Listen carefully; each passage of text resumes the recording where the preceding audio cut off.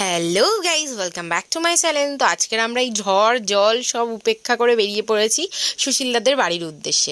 আর বাইরে প্রচণ্ড বৃষ্টি হচ্ছে, প্রচণ্ড। আর চারিদিকে দেখো দোকানপাট সব বন্ধ। মানে আজকের দিনে প্রাইভেট বা যাদের খুব না দরকার ছিল তারা তো মনে হচ্ছে বেরোয়নি।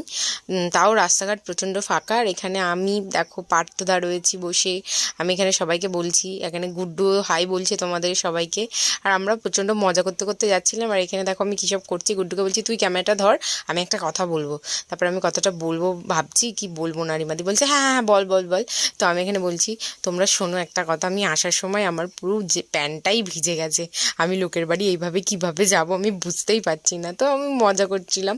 তো তারপর দেখো আমি পার্থদা যেন একদম দুজন মিলে দেখো আমি ওদের মাঝখানে বসে পড়েছি গার্ড হয়ে। তারপরে আমরা এখানে যাচ্ছি, এখনও বৃষ্টি থামেনি, প্রচণ্ড বৃষ্টি হয়েই যাচ্ছে। আর নেপালগঞ্জের ভেতরে আমরা ঢুকে